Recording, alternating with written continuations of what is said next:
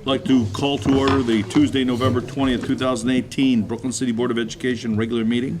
Mr. Hoskin, can you call the roll, please? Mr. Neal? Here. Mrs. Barcheck? Here. Mr. Singer? Here. Mr. Hennings? Here. Mr. Roper? Here. Everybody stand for the Pledge of Allegiance, please.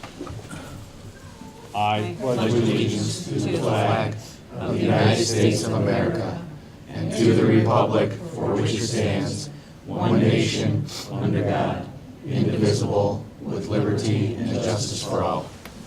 All right, we're going to go on to student achievement. I'm going to turn it over to Dr. Glykoff. Yes, this evening we have our pre-K 7 building, and Principal Kristen Seco is going to give a presentation tonight. So hand it off to her. Thanks.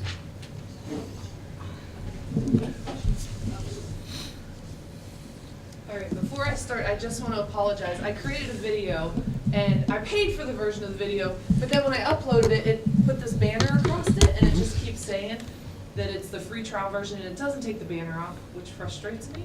However, I will send out the whole board a video with that off of it when I can figure that out. And I did tell students if they wanted to come tonight that they could. However, knowing that it's also the night before Thanksgiving break, I knew that they would probably not be able to come. So I recorded some different parts of them throughout the school day and added some different things so that it's interactive with the kids. So I'm going to talk at certain times of the video, and then I'm going to hope at other times the video is loud enough that you can hear the kids. All righty. I'm too deaf. So what's new at Brooklyn School? We started off this year in June when I was hired and Laura Smith was hired. We met with some teachers, and instantly we came up with a new PBIS, which is RISE, Responsibility, Integrity, Safety, and Empathy. So everything we do focuses around that. Okay. This year, we started with Buddy, listed from the grade level, matching up with another grade level, to learn more about it.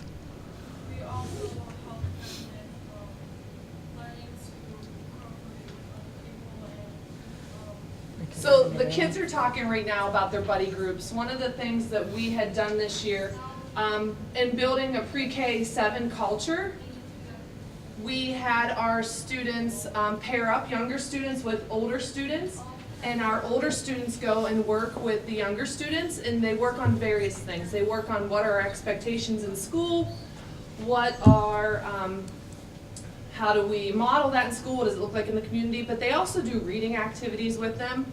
So here's a variety of pictures of just different days. They get together sometimes every week, sometimes twice a month, it depends on the teachers. We also found out that not all of our teachers knew each other, so we tried to pair up teachers so that they also develop those relationships. Our kids really, really enjoy it. And it's really neat when you go through the school and you see a younger kid see one of their buddies, and they get so excited to see an older peer in the building that they can relate to and they talk with. It also gives some of our students that sometimes just don't know how to have relationships and things like that. It provides them an opportunity to be a role model and help them with that leadership skill that we want to promote with our kids. It's really a neat activity. So there's just different pictures. They've done different things. They've done scavenger hunts. They have done get to know me's. This week I had two teachers, Mr. and Mrs. Yarman, and then Mrs. Yarman with some other third grade teachers. They did reads together. Is that your son? Yes. second grade, first, second All I see is the glasses. Yeah. So they're talking right now about what grade levels they work with. And there's some more. You can just see them all around the rooms. And one of the things we're trying to do is promote a sense of pride. Be proud to be a Brooklyn Hurricane. And to develop that pride, they get to know each other. So these kids see the kids at football games, or they see them out at the store or at Memorial Park, and they just develop that sense of community and that positive relationship. That's one of my favorite pictures. Mm-hmm.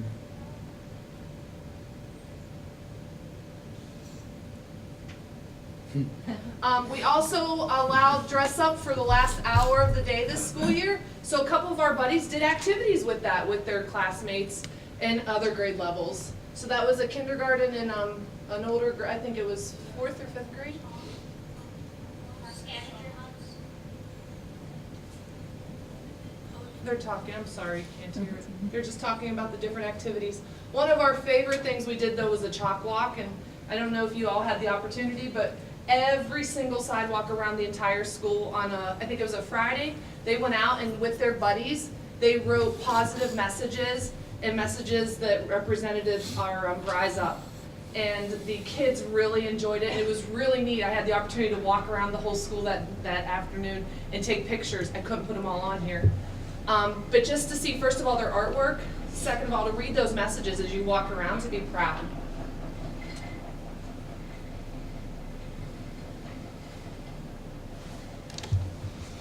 That one says, be thankful.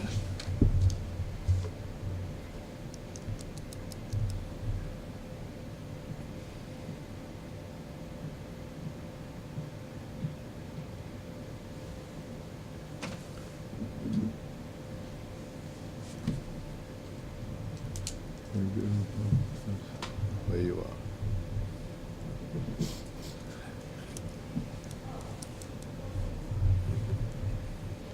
Good artist. Yes. Better than me. And this is some of our buddies doing reading. That was actually just this week. I took some pictures, and it's really neat. There's some kids are afraid to read in front of other kids. So even some of our older children. So when they have the opportunity to be a model for a younger kid, they take such pride in it. So that was really exciting to see the kids step up and want to do that with the younger kids. Some adults are too. I don't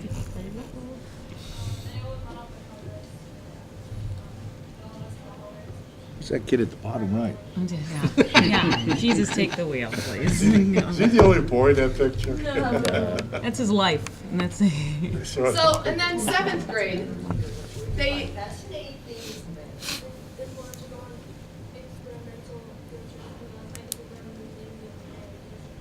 our 7th grade takes a field trip every year to Memorial Park to do some research. It's inquiry-based research. Ms. Kabinski does a lot of great stuff with them in class, prepares what kind of questions to work with. And so I interviewed a bunch of 7th graders and added some pictures of different things they do. They look at the pH levels in the water, they look at the organisms, the different insects. And it's really, that's actually just today. I went and took some pictures to put in to show, so they keep following up on it. Learning about this is to prevent erosion and to all the water land erosion causes soil causes water.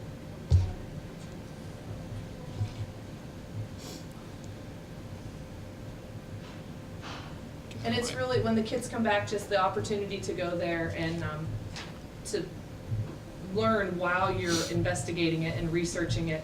I mean, we all know we learn really well if we're in the act of doing it. I learned about pH levels and how some things are acidic, and some things are basic, some things are neutral with like numbers. Like, the thing that I remember from this field trip is that there are leeches in the system with the water system. What is going to be Who's that kid? No, we all. Parkinson's disease? I also heard from this field trip how the stream works and how many insects and what the insects are in it and the environment. Did you ever see that before? No.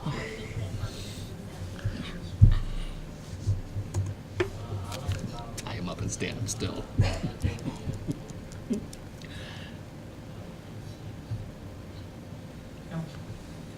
On this trip, I learned different routines and patience and motivation.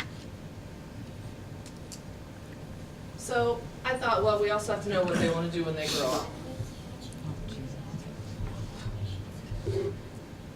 My name is Fatma Zoe, and I grew up to be in the Navy. He wants to be in the Navy. No. Army. My name is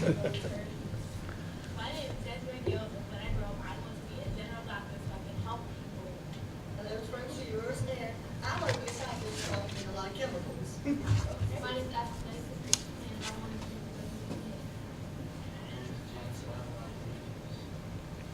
He didn't know what he wanted to do. I still don't. She wants to be an engineer or an interior designer. She wants to be an Oh my God. Military? Look at the click, boys, quick. We get this great opportunity to work with some community partners. It's run by GM Green, and we also work in collaboration with Community Access, Metrobus in the Northeast Ohio School District, as well as the Brooklyn City Chamber of Commerce, comes out and works with our students. So we come to the stream once a year to test the stream. So we're looking for physical characteristics of the stream as well as chemical characteristics. The students are doing chemical tests on the water, they are doing physical checks of what the banks look like, and they are making assessments based on the information that they are given. They are working hand in hand with the professionals, which is really cool, because they are in the water with scientists, and then we have no follow-up in the, within the spring this year in November, where we go ahead and in order to help prevent more erosion, we went and planted some dogwood species as well as some willow species. This correlates to So the kids were actually planting trees today in the snow. Really? Awesome. pH, which is something we talk about in physical science. We talk about nitrate, which is about periodicity, which is something we talk about in seventh grade science. Our environmental science is all about populations and communities of different organisms. And so they're looking at, when they test the stream, they're actually pulling out macroinvertebrates and deciding, are these the types of insects that are in healthy streams or in unhealthy streams? And what kind of species do we need to see in a stream in order for it to be healthy? So this is all perfectly balanced with seventh grade curriculum, and it's a great partnership with community members and the students get to work and interact with scientists. This is just a great overall event. It's one of my favorite things to do ever in science, and I'm really thankful for all the opportunities we get given. So, and then at the end here, I just listed a couple other things that are kind of new. I don't know if anyone's aware, but I do a weekly newsletter for all parents and community. Anybody that goes onto the Brooklyn School District website can see the weekly Brooklyn Buzz. I do that every week. I also do a weekly newsletter with staff. Our BLT was very large, combining the two buildings. So we, this year, opted to split our BLT, and our BLT has a culture component, and our BLT has a Doesn't wanna go away. curriculum component, and the culture and curriculum component both still focus on academics different ways. Our curriculum component really focuses on the literacy grant that we received, and they're making sure that all of our literacy components are aligned and we are doing what's best for kids and learning how to read. Our culture component is working on the culture of our students, our community, our school, as well as looking at the 5-step process and analyzing whichever standard the team decides to break apart that month and do the pre-assessments and the post-assessments and to analyze their instruction. So, these are just some things. Sorry the video didn't work. I promise it's really good. So, I have a question for you. yes. You know, when the children read out loud to each other, do you find that is more productive when the children are listening, or they're actually, reading out loud to other people? Does that reinforce? the Yeah. reading? Yeah, absolutely. It's there's research that shows when you're reading it out loud, your brain thinks about it in a different way, and so it makes those connections. Yeah, good. Yeah. Great. Thank you. Thank you. Thank you. Thank you. Appreciate it. Appreciate it. That was great. Thank you. Those kids, good job. I want to commend Mrs. Seco, Mrs. Smith, the teachers and the students, because really, I think you guys realize that they're almost creating a whole new learning community over there in this wing. I think what she said was interesting, because a lot of the staff didn't even know each other, even though they were down the hall from each other. So you're building a whole new community when you're doing the culture piece. but also, you know, the academic piece, you know, and that's a project that's been going on in 7th grade for quite some time, but that's really a great, authentic work, and we appreciate the cooperation with the city and the partners in the community on that one as well, so, good stuff, thank you. Appreciate very it. much. So, Anything else? That's it? nothing. Next, we're going to go to comments from visitors.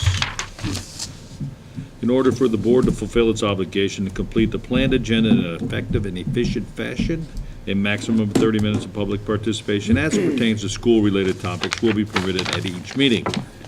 Each person wishing to address the board approach the podium, approach the podium and state his, her name and address. If several people wish to speak, each person will be allotted 3 minutes until the total time of 30 minutes is used. During that period, no person may speak twice until all who desire to speak have had the opportunity to do so. The period of public participation may be extended by a vote of the majority of the board. Anybody?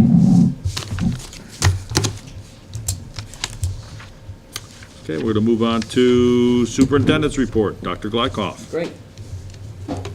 All right, I've got a little bit longer tonight, but I'm going to share it with somebody, so always the design lesson, me more of somebody else is probably good. But I wanted to do a couple of things this evening.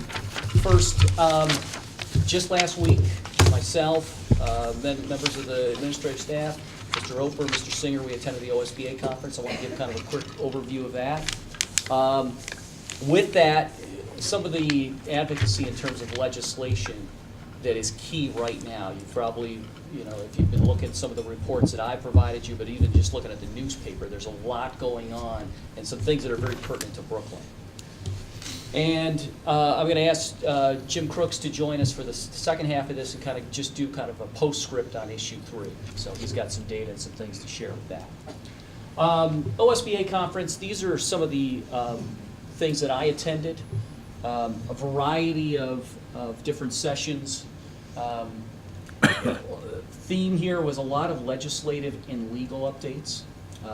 As we go through and we're in this business, you know, the things we have to really keep updated on is what's going on legislatively, but also legally. What are some of the and so you're going to see a theme that runs through that.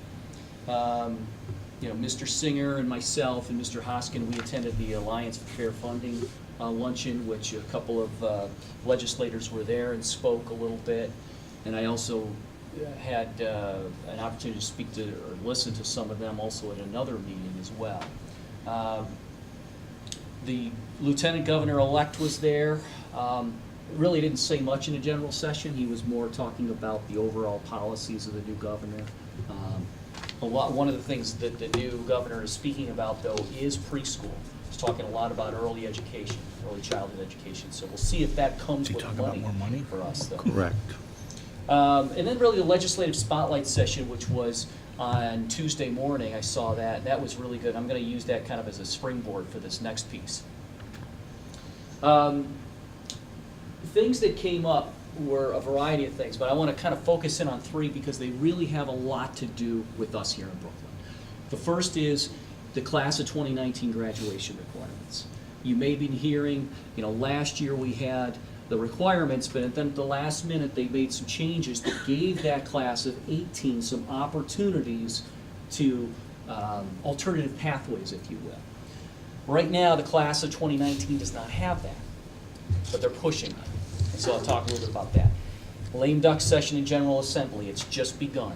It's probably about a 3-4 week window right now before the Christmas holiday. And so there's a few things that I've been pushing on behalf of our students. And then looking forward, the next biennium budget for the state.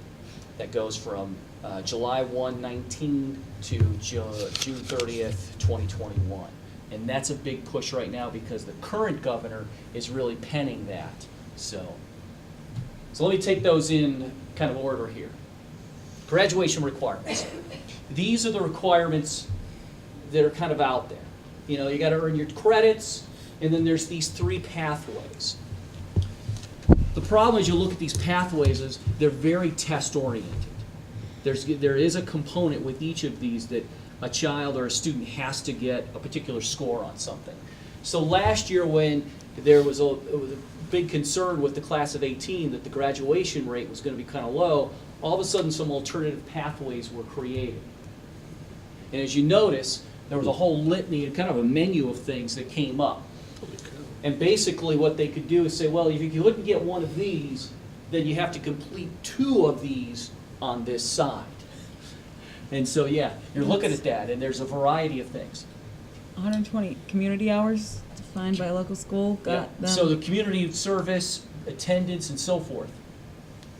The problem was that, so as you go into 2019, those disappeared.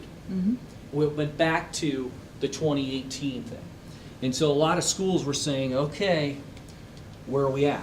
How are we going to do this? Because we would have liked some transition time in order to get this. And so that has been a big, big push right now. So let me kind of bring this home for us. Class of 2019 right now, if we had those current requirements, our graduation rate is going to be somewhere between 67 and 75%. Let me let that ruminate for a minute. If they give us the alternative pathways, that graduation rate then goes up to about 95%. And I just got those data points from Mr. Waymire. Because of the reliance on the test scores. If the work keys test is, a lot of our students who are in Polaris have that. 12 points is a pretty high score there. The OST scores, as well as the remediation-free scores in SATs and ACTs. Don't you see some need for the requirements that we currently have though? Because if all I have to do is attend how many days of school and I have to do 120 community service hours, that's not much rigor So- to my senior year or my, And so I mean, you're, really. you're making the point of the legislature right I now. mean, that's not. And so really what has to happen, Mrs. Barczyk, is they have to come up with true alternative pathways. And that's what we've been pushing as educators, is that these really don't provide true pathways. We got to come up with pathways for all of our students, the ones who are college bound, but also the ones who are work bound. And so these don't really reflect that, but we're not also sure that this reflects it. So that's going to be the push really with the legislators to say, let's come up with some true alternative pathways.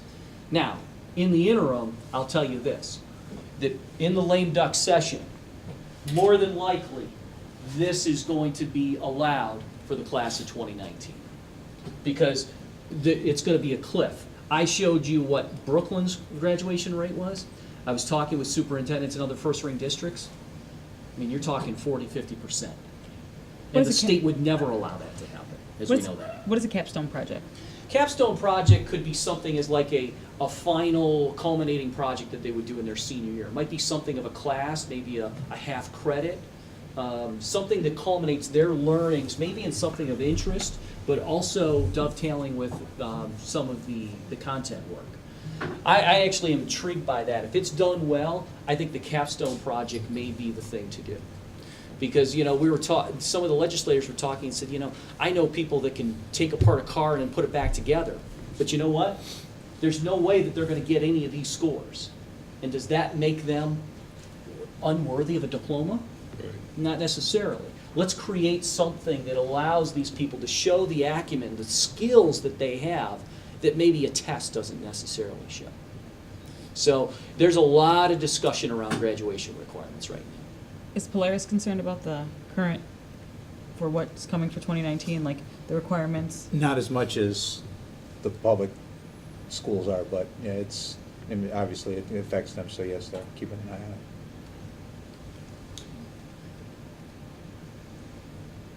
So on this topic, and I put this in here because I talked to these folks on a variety of things. So I've talked with Senator Skindell about this. I talked to him last Tuesday. Our new representative, not Marty Sweeney, but Bride Rose Sweeney, his daughter, who just was sworn in last week. I've got a meeting with her next Monday.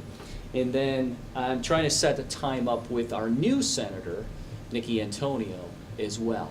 And the things that I'm going to be pushing with her, I'll be talking to you about, but one of which is, at least allowing this for the class of 2019. But then also a couple other things for Brooklyn, which I'll be speaking about in just a minute.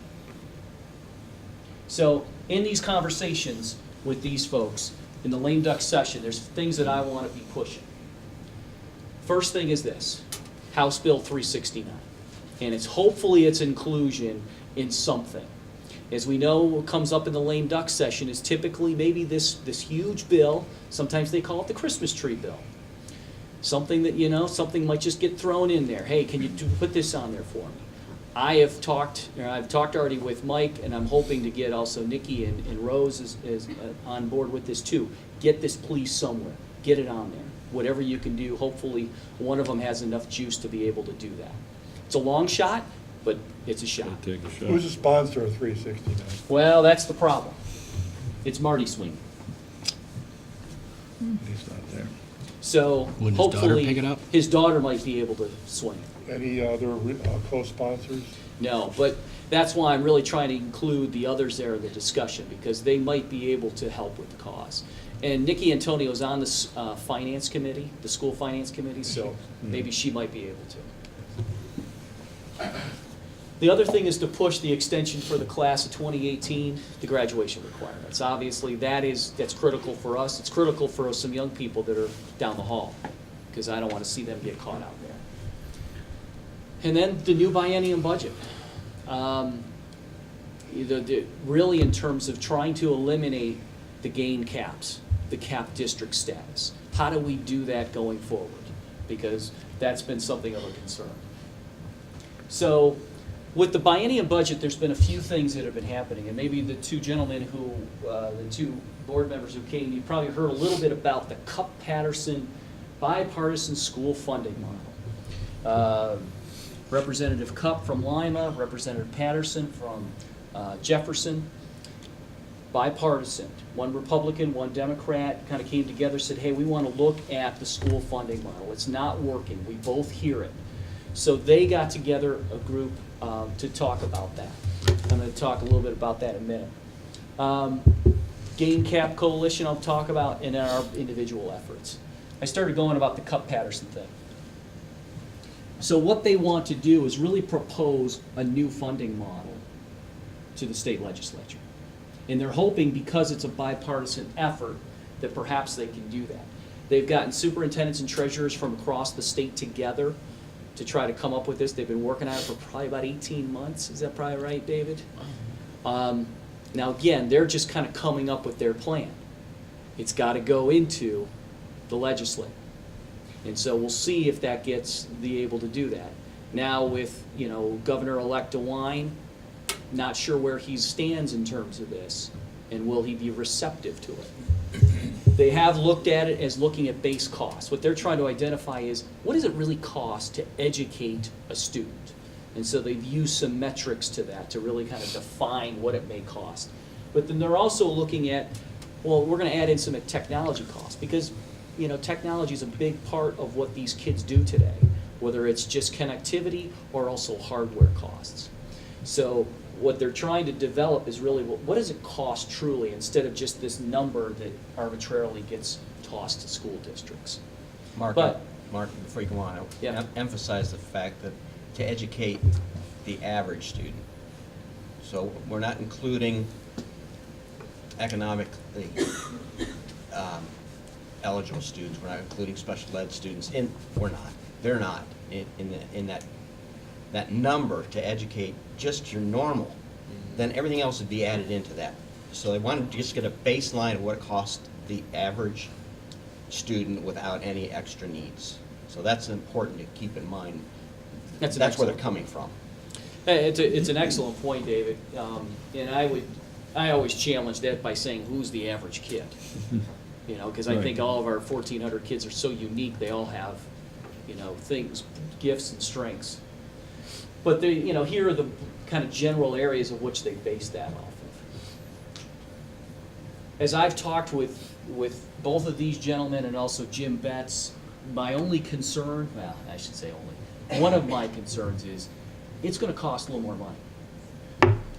And I'm not sure, that's where I am a little bit skeptical, because I'm not sure if the new governor is going to be willing to open up the coffers of the rainy day fund to be able to fund this, because this is going to cost more money than what is allocated for public schools right now.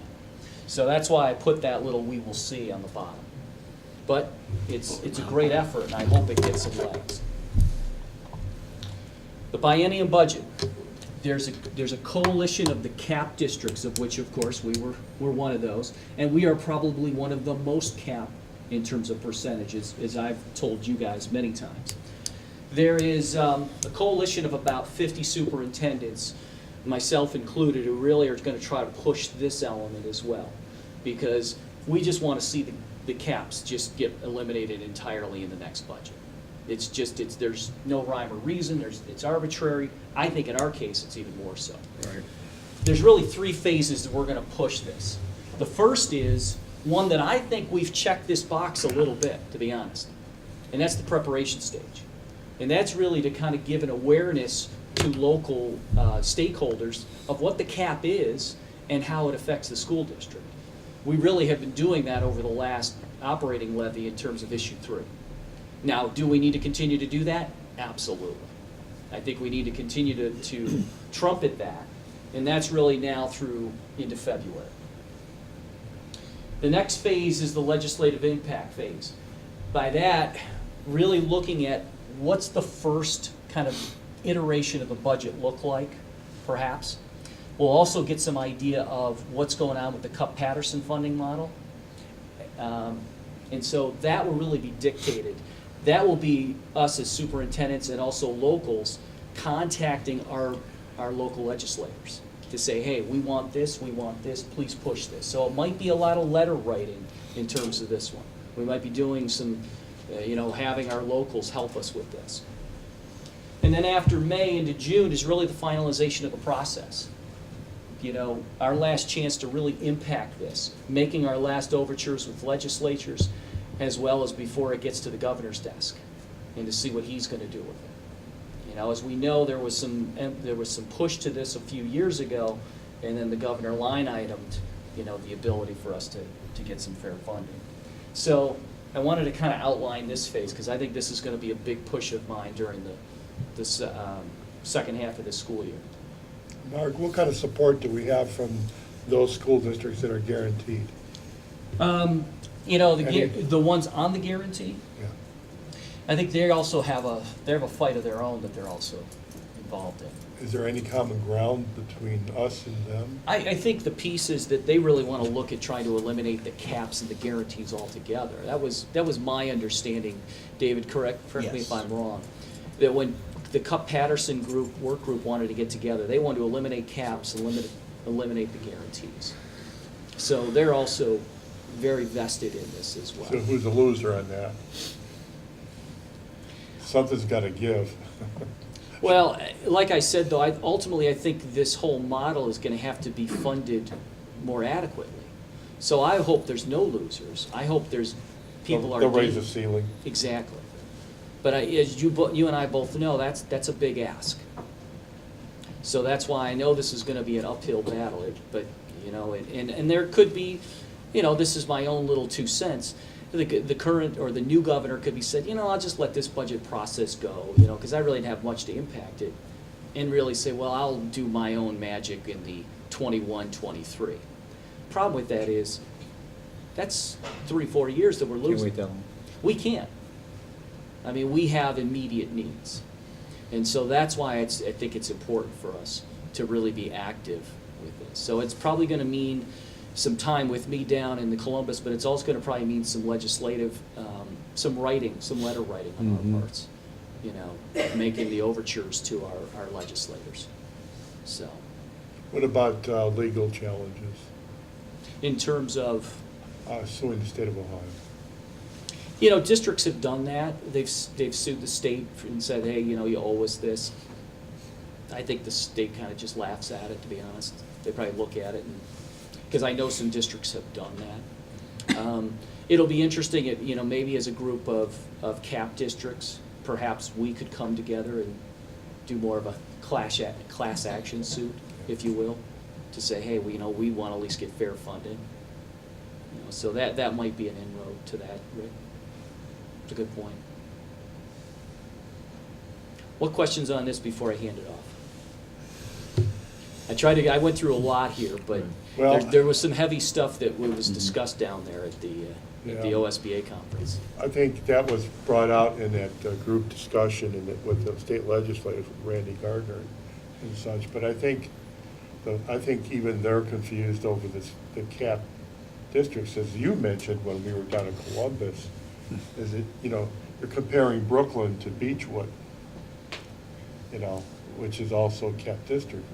When people look at a Beechwood, you're not gonna get a lot of tears in eyes over being a cap district versus Brooklyn. So I think we're closer to Princeton, I think. Well, than we are we to sat at that Beechwood. luncheon with Chagrin Falls and with Princeton. But you gotta know, Princeton also has some, very affluent areas. Sure. Correct. So, even, we're not like even them in some respects. And, that's what really makes us very unique. And I think I want to go back to something you were pointing to there, Rick, is that even talking with legislators, I don't think they understand what a cap district truly is. True. Because every time I've testified down there, they're like, well, wait a second, now what's that mean again? And so you really have to distill that down to what that means. And that's why I think that first phase is important. We have to educate our constituents, our stakeholders here in Brooklyn about what that means to us. So, I think the positive thing that's gonna come about, and I hope it does, is less emphasis on the charter school funding. Because our current governor was a real strong advocate of charter schools. I don't know if Governor DeWine is in the same boat. So if we could take some of those dollars and put them back in public education. he hasn't showed his hand in that realm yet, but that's gonna be a tough ask as well. What do you think the last time they tried to do something, change the financial structure? It's probably been 20 years, maybe Well, longer. I if there imagine that hasn't. they've made proposals, but I think this is probably the first bipartisan effort of its Strickland had a kind. big thing and throughout the state and having meetings and stuff, and his was really radical for the time, and that got. Well, and that's in his thought, it wasn't really, but for that time, it was considered a little too radical. Well, and that's an interesting point, because David, you might want to pipe in here as well, is that was the evidence-based model. Yeah. And which this Cup-Patterson model is getting compared to some respect, because it kind of takes kind of a baseline and says, how much does that really cost? Right. How much should this cost? And so Strickland's idea has some iterations in this. There's really only 4 ways to fund schools in the country, and Ohio's tried all 4 of them, and none of them have been successful. I mean, that's what we've heard. To me, this is kind of a combination of the evidence-based model along with other things. The evidence-based model was okay, but we didn't have the money to fund it. So they took it and then they said, well, we can't fund it, so we're only fund 60% of this, or we're only going to give you 1 when we were going to give you 2. It's all going to come down to how much money there is in the pot. And if they want to raise additional funds to fund what needs to be done, that'll be the question, whether they have the gumption to do so. But initially, to me, it seems like it has some potential, but getting it passed and getting it, everybody understand it, I think would be fairer than what we have now. Originally, when this model came out, there was about a third, and a third. A third on the formula, a third in guarantees, and a third on caps.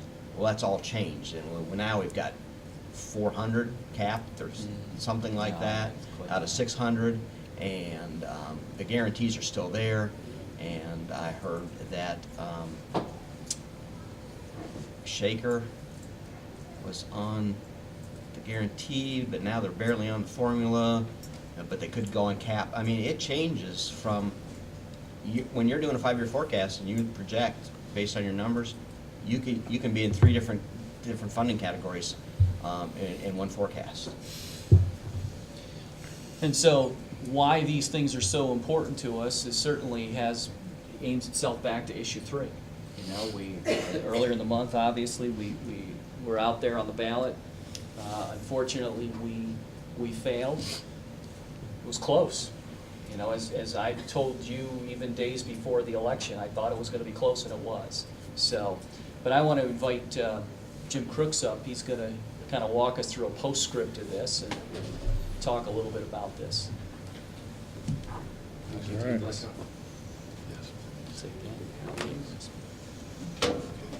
Okay, if I stand over here. Absolutely. Yep. Well, thanks, Dr. Glykoff, District President, members of the board.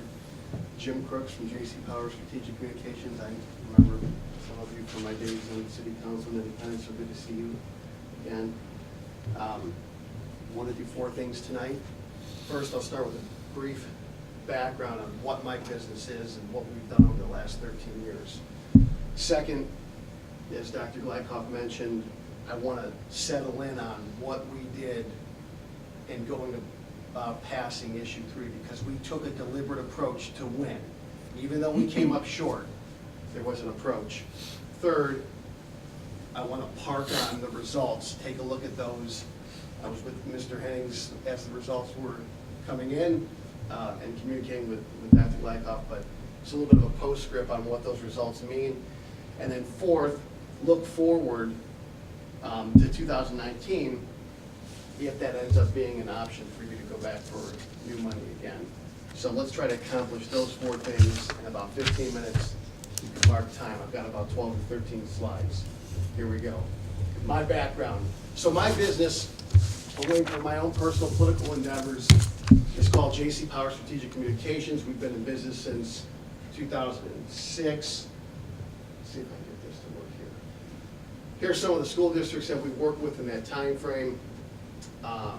Many of them you know. I work hand in hand with the boards of education and the superintendents. We've become what I consider experts in communications for the first ring school districts. So you see that we've done work for the First Ring Leadership Academy, Garfield Heights City Schools, Cuyahoga Heights Schools, Warrensville Heights, South Euclid Lyndhurst, and now here for Brooklyn. So we've helped, when we were first hired at the end of July, early August, establish a communications plan for the district. So that's manifested itself in additional press relations, web releases, picture taking. We've helped with some of the correspondence with the city of Brooklyn, the email correspondence that we've increased the frequency on for Dr. Glykoff, many of these things. But in addition to that, we've helped with the levy preparation and some of the voter behavior analysis. We've specialized in voter behavior analysis, message development, collateral design. We've worked with a number of the school districts, not only from a communication standpoint, but also in passing levies.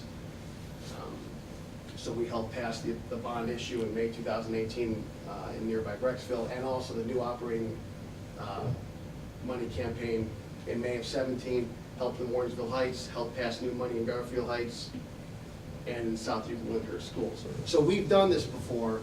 Even though we lost, we took the approach that we've used successfully in the past, and we deployed it here over the last 3 months. So that's a little bit about what J.C. Power does. So let's talk about the campaign plan that we put together in concert with Dr. Glykoff at the very beginning. Our campaign approach really revolves through 5 general tenets, if that's the right word. And if we can weave ourselves through those 5 tenets and make sure we successfully address each of those tenets, we increase our odds of passing the levy campaign. My background, I have a master's degree in campaign management, so it's true in theory, if you will. It's also been true in the practice in the school districts that we've worked in. So we took the same approach that we've used to pass school levy, new money school levy campaigns here in Brooklyn. Approach number 1, we tried to target the likely voters who we believe that would turn out in the gubernatorial election cycle. Once we identified who those voters were, we wanted to come up with the compelling message. And you all know what the compelling message is. In our mind, it was the $14 million over the 12-year period of time. We wanted to wisely allocate the resources. That came down to money, it came down to campaign organization, access to the media, and so forth. We wanted to maximize, number 4, our methods of direct voter contact. So what was our ground game going to be? And then 5, we followed a very deliberate rigid campaign timeline according to when we expected voters to best receive information from the campaign.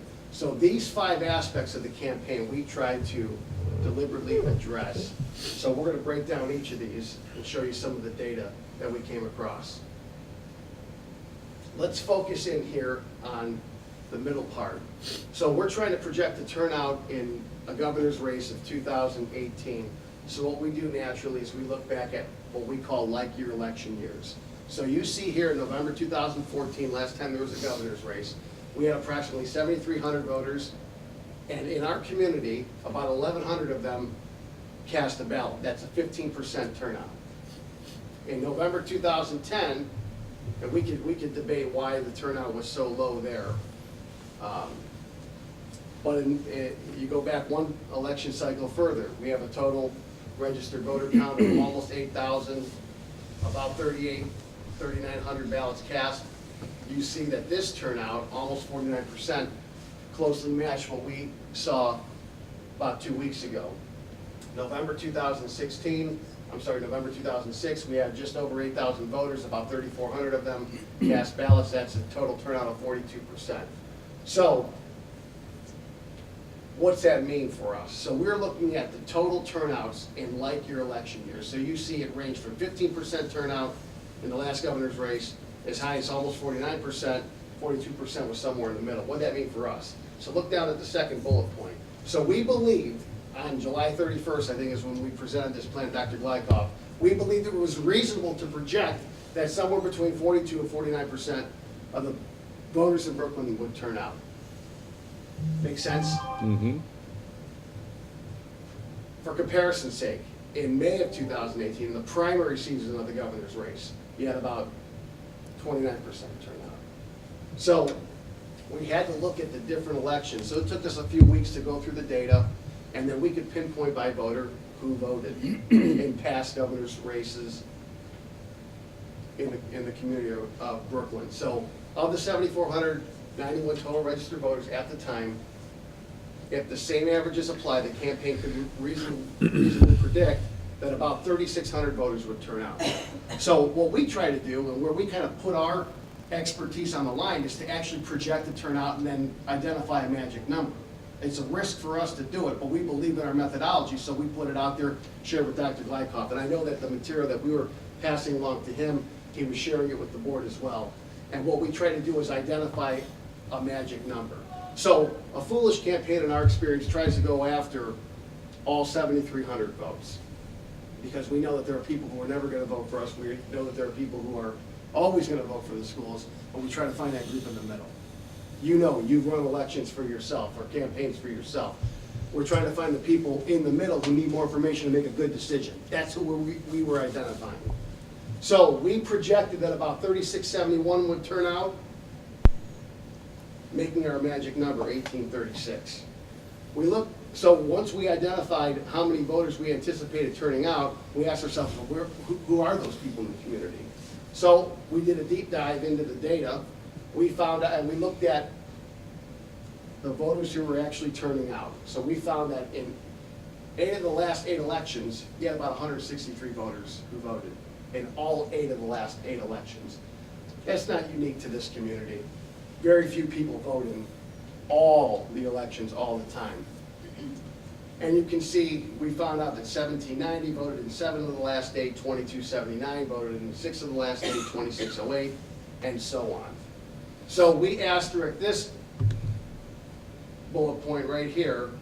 We identified 3,500, almost 3,600 voters who voted in 3 of the last 8 elections, and that became our likely voter list.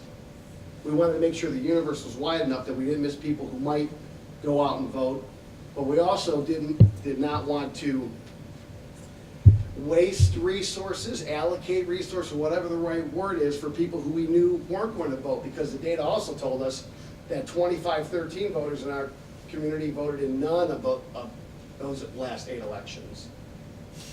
Almost a quarter.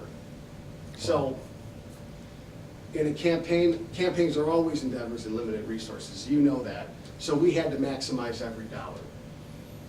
This is how we went about answering question number 1, where are we gonna go to get the votes?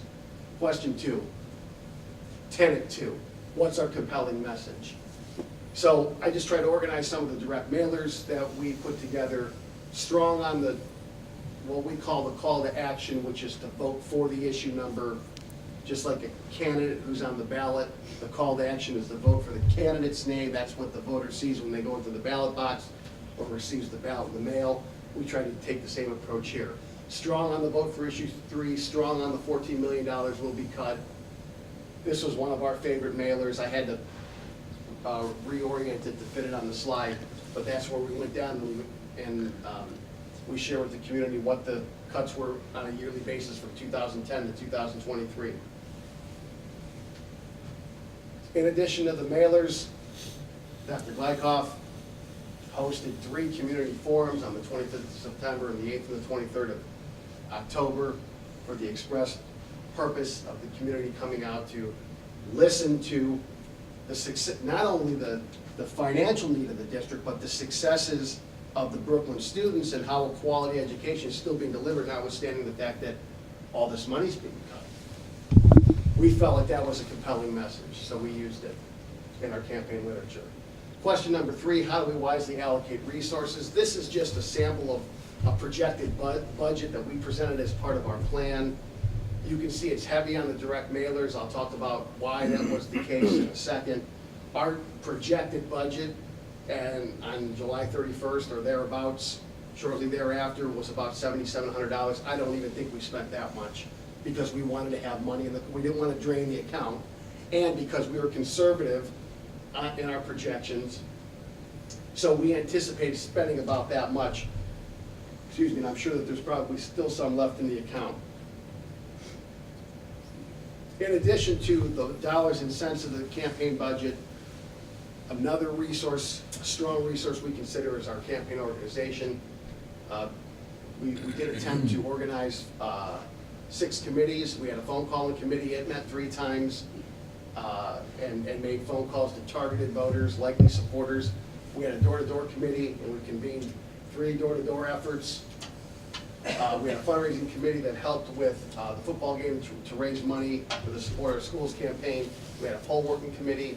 Those people helped on election day. We had a yard sign committee, and we had a social media committee who were not only responding to posts that went up from outsiders, external individuals, but who were also timing posts. Tenet number 4, question number 4, we err on the side of deploying methods of direct voter contact. Can we identify who receives the message? Can we control the message with something that we create? And can we control the timing of that message? If you can answer those 3 questions, we consider that a method of direct voter contact. That's why we're heavy on the direct mailers. We know who it's going to, we designed the message, we control the timing. That's why we do the phone calls. We know who we're calling, we wrote the scripts, we timed it in the month of October. Those are methods of direct voter contact. Methods of indirect voter contact would be an advertisement newspaper, can't really guarantee that a likely voter is going to see it. A yard sign, although they're important, it's a method of indirect voter contact, so we try to err on the side of methods of direct voter contact. This here is just a snapshot of our campaign calendar, starting when the kickoff took place on September 25th and going all the way down through Election Day. So we tried to map out what our approach was going to be, and this also follows the timeline, which is question or tenet number 4, following a rigid strategic time frame. We knew that Election Day was on the 6th. We knew that absentee voting opened up on 10 October. Close of registration was the day before. So we were following a time frame. Those are the 5 tenets about how we went about running this campaign. We had an approach to win. So here are the results. A couple things I'll point out. I think Dr. Glykoff is passing out a precinct map so that we can look at where we did better than other places.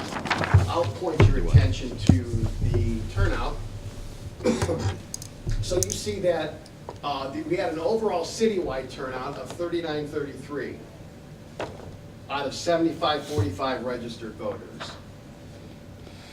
We had a citywide turnout of about 52%, but we know that not everybody who turns out citywide votes in our school.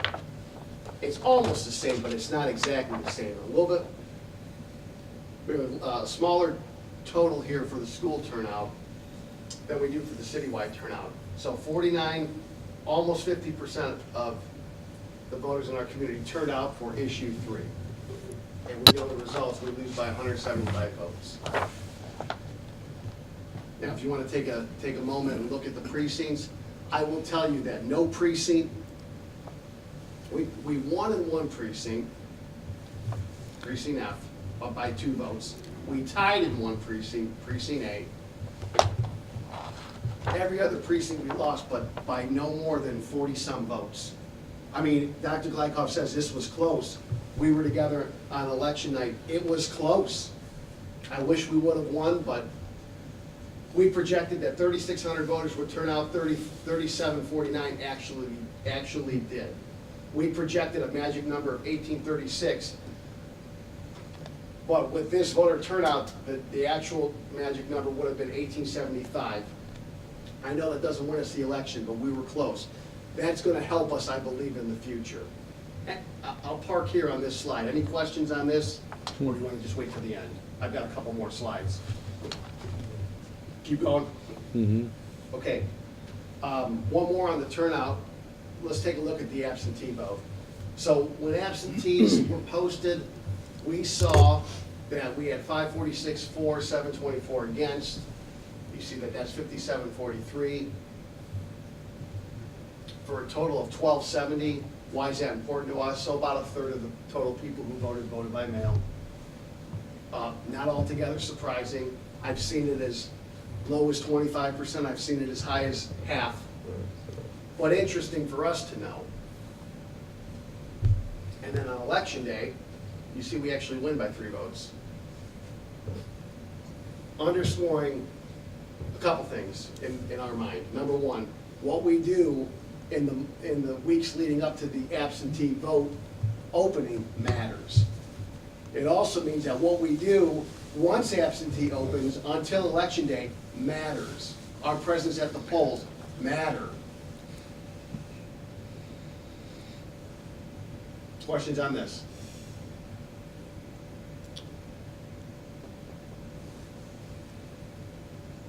Okay, so what's next? This is where I'm rounding third and heading home. So you, any questions at this point? I've got 2 more slides. Should I just finish? Finish. Okay. So, what's next? Should the board make the decision to go in 2019, we've begun to take a look at some of the numbers. Here's what we found. We've looked back at similar year, what we call odd year election years, specifically in the primaries. Here's what we found. May 2017. You had 7,500 registered voters, plus or minus. Our turnout community-wise was 1622. That's an average of 22% turnout. May 15. You see the number, 7,351 registered, 1,155 turnout. That's a turnout of 16%. May 2013, 7,679 registered, 2,154 turnout, an average of 28%. We haven't dug deep the way we did for the November campaign yet, but just in prep for this presentation today, to kind of give you a microcosm of how we go about identifying our likely voters. If you took the simple average of this turnout, you're looking at about 22% turnout in a primary of an odd year. And what we saw was 49% 2 weeks ago. Applied to current figures, and if averages held true, right, like something shocking doesn't happen, if we'd be looking at about 1,650 voters turning out, requiring somewhere between 800 and 900 votes to win. So what's that tell us on November 20th? We don't need 3,500 votes to win. We're gonna need more than 400 votes to win. It's somewhere in that middle. And I think it's reasonable to believe, I think we proved in November, we know where the voters are. We can find them. It's just a matter of convincing them. Last slide. I'll roll through this quickly. If the Brooklyn City Schools returns to the ballot 19, and will do so with far fewer number of voters to convince. Odd-year election years generally produce the least amount of voter activity. Fewer voters that turn out equates to fewer voters that we need to pass the issue, consequently fewer dollars needed in the effort. That said, we know it costs us approximately $1,000 a mailer, and the campaign should use this figure as a benchmark. That would be a high number going into, it would be a very conservative number. The cost for a per mailer amount would be less than this, but that's what we allocated in the fall. The district can reasonably predict those individuals are likely to turn out, but the campaign will need to increase the intensity and frequency of the messaging to these targeted individuals. For example, we might start targeting people who we think will vote by mail earlier. Be nice to have, what things, if we played what if, push us over? 175 votes, half of that plus one, we convince the minds of those people, whatever that number is, 87, 90. there you go. Then the election is different. The outcome of the election is different. Support for local elected leaders always help. An organized citizen-based committee, absolutely mandatory. Haven't worked on the passage of a new money issue where there hasn't been a strong, broad-based citizen-led effort. It's nice when the school folks go out and campaign and champion an issue, but we find it to be much more effective when we have a citizen-based group advancing the cause. Absentee voters will begin receiving ballots the week of Monday, April 8th, 2019. The district can and will know who the likely absentee voters are in this race, and they present to us another strategic opportunity for messaging in the preceding 30 days to this date. Relevant voter information, so what happened 2 weeks ago, that information, the by voter information, will be available by mid-month next month. Today's the 20th. We're hoping by the 20th of December, we'll have the data from the November election. Introduced myself, looked at the last campaign, parked on the results, and looking forward to 2019. That's my presentation. Dr. Glykoff? Well, I think that Jim's given you quite a bit here. I know this was going to be heavy tonight. This wasn't what we were looking for. Certainly, I'm glad we didn't do this right after you had turkey in a couple of days. Nevertheless, it's pretty compelling stuff. I think that the results are very interesting. I've asked Jim when he gets a more stratified results to, let's just see what our parents look like in terms of the voters and so forth. I think that will be good data for us to have.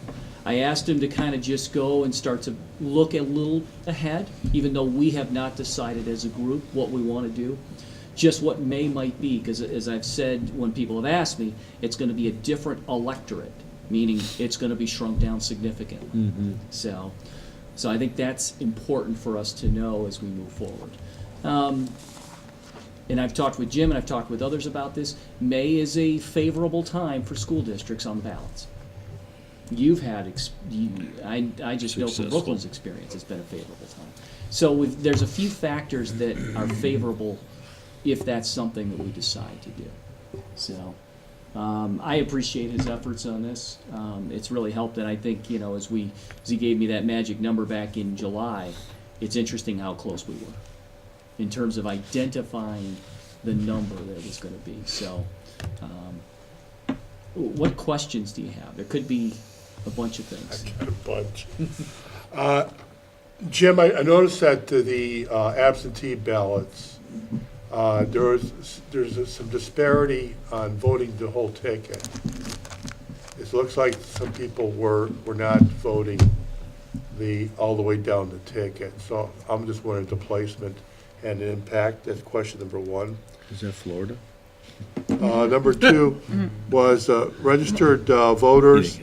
How do we know that's accurate on registered voters? I mean, are these people, it doesn't look like some of them voted at all in the last 8 elections. So, I question the validity of the total number. And if it is valid, is there any kind of campaign to go after people who historically haven't voted for the last couple of years? The last question, probably something that we need to look at internally, is how many of our employees voted. in the last election. 25 employees. Employees and parents. Sure. I'll take them in order as best I can. So does the fact that issue 3 was a down ballot issue impact how many people actually get down on the ballot? The answer is absolutely. So we got to know each other July 31st, say, hey, let's help with school district communications. Yes, and we have a 6.9 mil levy on the ballot, so we gotta get to work right away and get to know each other really quick and get to know your electorate. Tough time to run a campaign, especially for the request that you need. I mean, your need is substantial, so the request was substantial. We competed against essentially all of the gubernatorial messaging that was out there, which began in July, probably even earlier. So, were people sick of the messaging? I don't have data to prove that. I know I was, maybe you were. Does that cause people not to go down ballot? It absolutely does. Looking to an odd year election year, you will have a far greater level of exclusivity on the ballot. I think that's the best way I can answer question 1 at this point. I find the voter registration numbers to be highly accurate in my experience. Let's go back to it.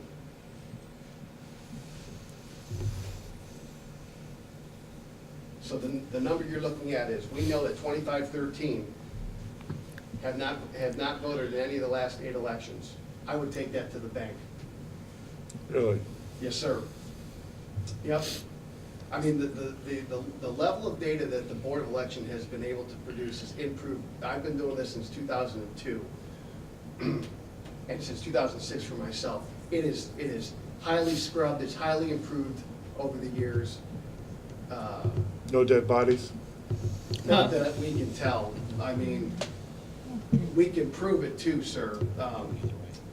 Just by looking at the people who did vote November of 18, if they were on this list of 2513, or they're not on that list, that'll prove that now they didn't go out to vote. I mean, it's just a level of voter apathy that is not unique to Brooklyn. It's not unique to Brooklyn. We find it everywhere. So what we essentially do is, we don't invest our resources in them. Final question, is it worth it to register those people to vote? Here's what my response is to that. What we find is that if you're of eligible age to register to vote, it's a 1-2 punch effort. First effort is to get them registered. But chances are, if they're of voting age and they're not registered to vote, then the second effort is to turn them out. And that's another effort. Once we get them registered, then we've got to invest time instead of, and the thesis that we talked about, persuading the self-turnarounders and turning out the self-persuadables. We can explain that at some point at a future date. Our approach has been successfully to find the people who we know for sure, who we can take to the bank or going to the ballot, which I think we proved in this campaign, and try to convince the heck out of them. That's only 163, Jim, voters in voted 8 of the last 8 elections. And that figure doesn't go up substantially. That's why I'm wondering, that gap over there, 35, 85 voted 3 of the last 8 elections in Brooklyn. Those last 8 elections, were those off-year elections? Was it midterm elections? Were they presidential elections? They were the last 8. Just the last 8. That's the last Just eight. the last 8. And that would include any special ballot issues in Yes, August? there weren't many in Brooklyn, maybe 1 or 2 specials. I think So we it was had one. primarily generals, and we use 8 because then that covers the gamut of the types of election years, the on years, the gubernatorial years, the odd years. So you use Voting Wizard? No, No. You use something similar to that? yes, Okay. yes. But I would bet dimes to dollars that when we get the list of who voted in November of 2018, that they're part of this list right here. The single greatest predictor of voter behavior in the future is voter behavior in the past. We found that, and we've demonstrated it scientifically. So we feel confident about who we are targeting. We just didn't convince enough of them.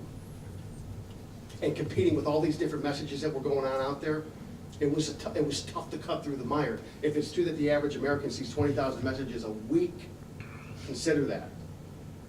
That's what we're up against in this election. Take those races out of the mix, which we might have the opportunity to do in the spring. We have a captive electorate, a captive list of likely voters. I think there's a chance that we get their attention in even greater fashion. Would you agree that we really need to concentrate on the absentee ballots to do the messaging earlier? Yes, It seems like that's where the biggest impact was. yes. I know that I spent 10 hours in the back of the high school. I know we are supported by the seniors. I had some good conversations. I think the seniors in this neighborhood really do support it. I know I've had several conversations about fixed income, but they still supported it. Well, I think I shared this with you, you know, even going door to door. I went the last Saturday before the election, and talked with people, and a lot of times I'd have the literature I want to hand to them, said, oh yeah, I've seen it, I know.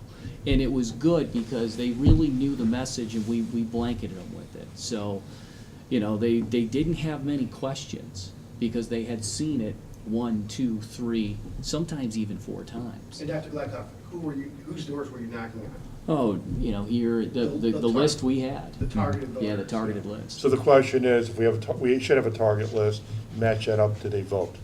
So how effective is our door-to-door campaign if they agree with us, but they don't show up to vote? Mm-hmm.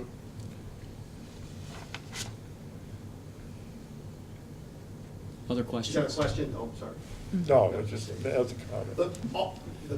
We try to do the very best we can, given the information that we're provided. And what we found is that people who vote time and time again are probably gonna vote again. So, and when you see data like this, 2,500 people who don't, if Dr. Gladkoff has a need and go door to door, probably gonna put him on. If he hasn't gone to these 163, then we're gonna go to the 1,790. We're probably gonna stay away from the 2,513. It's a better way to spend your time. There we go, It spend is your time. Because there's only so many hours in the day. And I mean, I think the 163 shouldn't be alarming. Like, 163 people only voted 8 out of the last 8 elections. I know personally in my house, Steve got called away out of town for work the night before the election, and he did not have an absentee ballot, so there was one that he missed, and he was, you know, we discussed it. We're like, then from now, you know, like, should I always get an absentee ballot? Because you never know if I'll have to go out of town for, you know, but so I think it's a better way to spend your time than if they're not gonna vote in any of the last 8 elections. That's years. That's not just this year, that's not, you know, they've missed years of elections, years. What we also find, Jim, wasn't it that about 1,500 absentee ballots were requested, but only returned were maybe like 1,250? Right. So there was even a gap there. You know, the folks who actually get their absentee ballots say, oh, I didn't get it. Now, they may have gone to the ballot on election day, or they may not have. Right.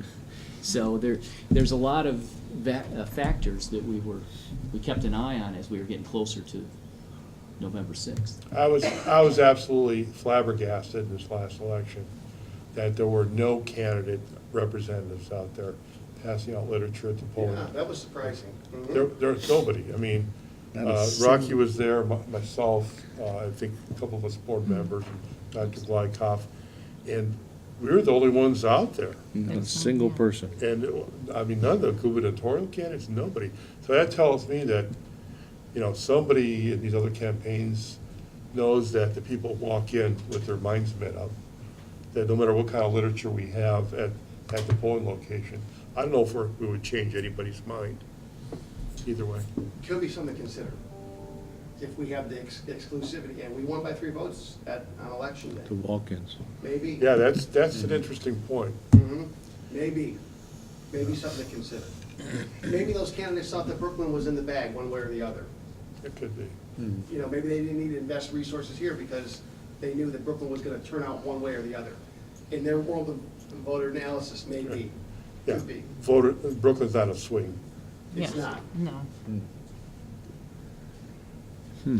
Other questions? Anything else? Yep. I know we used a lot of time, but I thought it was Sorry. important for us to see It was this. interesting, it's No. interesting. And I know we'll probably have to find a date sometime after Thanksgiving to meet and regroup. Correct. So, And discuss what we're gonna do in the future. you got it. Yeah. We were told Make 6 some months decisions. before any other campaign that we have to start 6 months. Am I right, Jim? I would say so. And in many ways, we started, well, you started before I was brought on board. We try to do our thing. We've begun in the event that you decide to go in 19. If there's any other elaboration needed on this at some future date, Dr. Gladkoff, please feel free to let me know. I'll be happy to share with the board. And with that, happy Thanksgiving, everyone. Thank you. Thanks, Jim. Thank you. Appreciate your insight. Thanks. Got it. Thanks. Yep. Thank you. All right. That concludes it. You concluded? You got it. All right, we're gonna go on to, next will be the treasurer. Plan to Mr. be much Hoskins. briefer. I just wanted to update the board on the audit. The auditors were here yesterday and again today. They're pretty much finished with as much as they can do right now.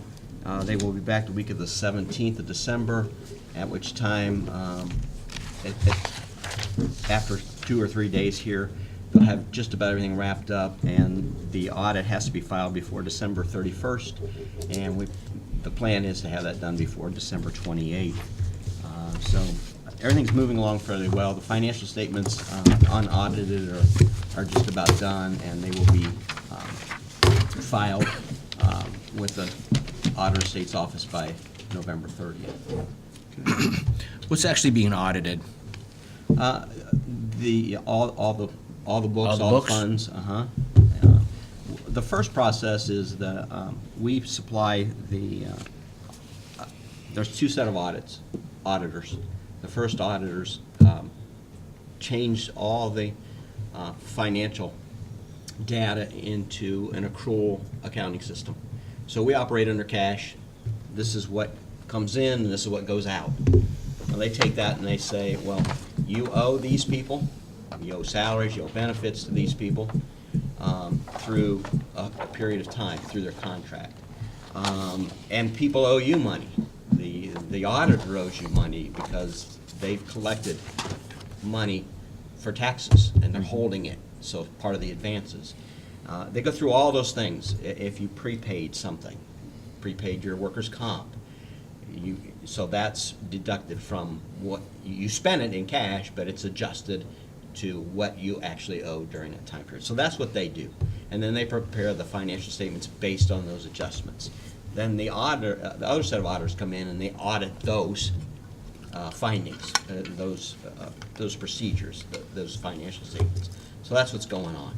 They actually look at individual receipts, they look at invoices, they look at checks, they look at inventory. That's one of the things we did this afternoon. List of inventory items. They want to see, do we still have those on premises? Are they still in our possession? Should they be disposed of? Those kinds of things. So that's what's going on. A lot of the work they do outside, they gather the information and they can do the calculations and the statements based on their data that they have. Okay. Anybody? All right. We're going to go on to comments from board members, board committee reports. I don't even know, who's the reader tonight? Not me. I'll do it. Bob, you're up. We're going to go on to Mr. Henningsen. Thanks, Mr. President. At first, I'd like to express my condolences to the Howard Chambers family, the June Slepecki family. Both were longtime employees of the school. Mr. Chambers was the woodshop teacher who, if his hands were a surgeon, he always said, "These are the hands of a surgeon." He'd break a You know, paddle- he break a paddle on you. can make anything. And Mrs. Slepecki was pretty much responsible for everything that went on in the high school, which pretty much I got most of my paddling from Mr. Cerrone because of her. Every time I was late, she wouldn't let me go to class. She made me go in and see Mr. Cerrone first. So, Mr. Chambers make the paddle. you know. No, he made the paddles. He used to drill the holes in them too. I mean, he would, he drilled holes in them. I think Mrs. Slepecki worked for you for a little while, didn't she, when you were a principal? Yeah, She's a good lady. right. I would have liked her. She got you in trouble a lot. She did. She was a good lady. She was fun. She was fun. Also, my condolences to Mary Gallagher. She recently had a death in her family. It's was very sudden and tragic. I've known, her father many, many years, so my condolences to her also. I hope everybody had a good time at the awards banquet the other night. It was Wednesday night. I think it was Wednesday night. Thursday night. Hope everybody had enough hot dogs. I cooked over 200, so I hope everybody had a good time. A lot of awards went out. There must have been probably about 300 people in that auditorium. It was probably one of the best ones we've had here in probably 5-6 years that I've seen. So that was a great night. Also, I'm sure everyone's also heard Willy Wonka. The play will be Willy Wonka and the Chocolate Factory. They've already got their cast assembled. As usual, the Music Boosters are always going to be looking for help. They're having another meeting on, I believe it's Monday, the 27th. It's next Monday, I know that. So if anyone is interested in helping, they can always use extra help. Other than that, that's about all I have. Also, happy Thanksgiving to everyone. Have a safe trip and eat as much as you can. There you go. Thanks. We go on to Mrs. Barczyk. Thank you, Mr. President. I would also like to give my condolences to Mayor Gallagher and her family. I know especially losing someone around the holidays is never easy. Losing someone anytime is never easy, but around the holidays makes it even more harder to handle, and since it was so unexpected. So our condolences as a board goes out to the mayor and her family. I also was going to talk about Willy Wonka, but Bob did that. I would also like to congratulate all the kids at the awards banquet from last week. I know all the kids that were recognized, and there was a lot of our junior varsity kids that didn't get recognized, but I know Dr. Glykoff and I discussed that, and that was something we're going to look into for the future, because we have a lot of very talented, very hardworking kids on all of our sports teams, and Mr. Verba's doing some great things. We are really seeing a lot of, you can see a different kind of life in the high school, and in, Mr. Wingler is really trying to get the pride back in, like you talked, Mrs. Seiko, about that. And you could really see it coming back, and Mr. Verba is doing a lot of great things with our sports programs too. So thank you to everyone. Thank you for your presentation also. That one boy in there with those glasses, he just needs to stand still. I don't know. Just tell his mother to tell him to stand still. That's mine. That one, the one that didn't stand still, is mine. Better yours than mine. And for as much as that probably bothered me, his sisters would be just like, oh, Stephen, stand still and answer the question. So thank you so much for that. That was a wonderful video. I can't wait to see it again and be able to, I can't hear anything. So, even my kids always say that all the time. They're like, we can tell her whatever we want. She can't hear us half the time anyways. They always say that. They're like, we told you, you just didn't hear us. Okay, that's gonna. It usually works. Yeah, it's usually. So, I would also like to wish everyone a very happy Thanksgiving. And I want to, before I end my comments, I want to thank everyone who did come out and vote. I know it didn't go the way we wanted, but I do want to thank everyone who did come out. And I want to thank those who supported us. And going forward, what I wanted people to understand too is, because I know I've heard things, and like the morning after, well, they're like, oh, it didn't pass, so now it's done, and now you have enough money, and everything's great, and everything. No, there's not a money tree in the back. Our problem wasn't solved. So it isn't that just because it didn't pass doesn't mean that our problems with our funding have been resolved. We still are going to have to go forward. I don't want to speak for anybody or for the board, but we still have a funding issue. And so, but I appreciate everyone who supports our schools, and I look forward to discussing this issue with the residents coming in the future, because I think, just not to predict the future, but I think we're going to be discussing this with the residents in the near future again. Again, I'd like everyone to have a good, happy, safe holiday. And I can always be reached at 216-406-4304. Thank you, Mr. President. You got it. On to Mr. Oper. Thank you, Mr. President. I'd like to thank Mrs. Seiko. That was great. I like the way it fosters collaboration between the older kids and younger kids, and I can see the younger kids probably want to do that as they get older. So that's a very good program. I enjoyed it a lot. Polaris, we met for a short meeting at the Capital Conference last week. Renovation is going well.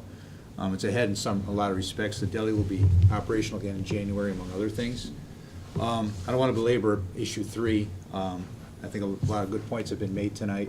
I think our message was probably more specific, not that we haven't been specific in the past, but even more so specific this time around with the TPP and the need, and talking to some other board members down at Capitol Conference, their message included TPP, but theirs was a little more muddied. And I think ours is very specific and on point. So I think that's just, and we made some good inroads as far as if we want to look again at this in the future. I did go to a couple of seminars on school funding down at Capitol Conference. One of them had to do with what they figure that the new administration is going to do, and everybody agreed that they don't know what they're going to do. There's good points on either side. As Dr. Glykoff noted, Governor-elect DeWine seems to be a little more I would say gung-ho, but looking at pre-K to beginning, but I just hope he doesn't forget the rest of the steps as well. I want to keep it short tonight. Again, with my other board members, I'd like to extend my condolences to the Chambers family and the Katie's family as well. And I hope everybody has a happy Thanksgiving, and that's my report. Thank you. On to Mr. Singer. Yes, thank you, Mr. President. I just want to relay my sympathies again and condolences to the Gallagher family, O'Brien family, on the passing of Katie's dad. A lot of people may not remember, but Matt, her husband, Matt O'Brien, was also a board member here in Brooklyn for a while. So we wish the family comfort in this time of grief over this unexpected death. Wishing our boys middle school good luck next week as they play against Clearview, I believe, in the first basketball game. Go Hurricanes! And I think they have another game on Thursday as well. So wish them the best of luck and much success. I too was privileged to attend the 2019 Capitol Conference in Columbus, along with other school board members and administrators. A lot of times, you go into a seminar, they're pretty good, and sometimes, you feel like that turkey dinner and falling asleep by the time it finishes up. But one of the interesting ones that I want to share with you was one that I attended with our assistant superintendent, which highlighted where the students develop applications, apps as they call it. And it was very interesting. They go from brainstorming to decide what kind of application they'd like to develop all the way through, where the teachers and the program proctors, administrators help them develop that idea that they brainstorm into a functioning application that they can use or other people can use, whether it's school-related or not. So I found that to be very interesting, and I understand that we do some of that now in our high school, where the kids can sit there and develop applications. That's the wave of the future, folks. A lot of these applications, people are making a lot of money, charging $1 for an app, and they're living in Shaker Heights.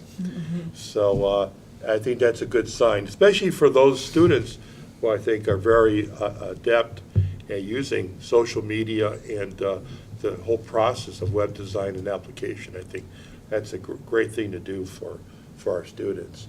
I too was dismayed over issue 3 and its defeat, but I'd like to turn to the positive and say hopefully we've learned a lot, and I'm glad Jim was here today to kind of give us the metrics and analytics over it, because that's always very interesting to drill down and find out where some of the deficits are in our messaging, if there were any. I do want to address a couple of things I've heard from some of the residents, which was kind of disturbing. They said, well, if the state didn't fund you, that's your problem with the state. And that was a bit disturbing because, the state is us. And it's all our legislators that are employed by us as taxpayers. So, hopefully the messaging will get to Columbus, to the legislators, and House Bill 369 might hopefully get some traction. I want to wish everybody a happy Thanksgiving. And if you want more information about the 5-year forecast, I know our new treasurer, Dave, has reached out to the community, because a lot of people just don't know. They think that we need the money right now, but what we do is we try to be judicious and good stewards of the taxpayer money by forecasting where we can cut expenses, maybe change things around, but also, as we did in this last election, we forecasted our deficits in revenue based on the lack of TPP funding. So a lot of times people don't realize that, I've heard things, well, they're going to start cutting programs. I don't know anybody on this board or the superintendent or anybody in administration who's talking about cutting any activities there. Because if that's the rumor that's going out, I don't believe that's true. So I think that kind of gibberish or gossip should stop. You can reach me at 216-978-1931 or email me at rick.singer@bcshurricanes.org. And again, have a blessed Thanksgiving. Thank you. Thank you. I'd like to thank Ms. Seco, Mr. Crooks, very good insight on a lot of good data. Learned a few things this evening.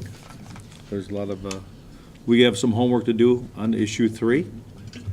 I'd like for all those who support it, I do appreciate it, and for all those who did not support it, if you don't understand it, please come see us. We can help you out with that as well, too. Totally understand that you may have some questions, but we'll be back in the drawing board in the spring for sure.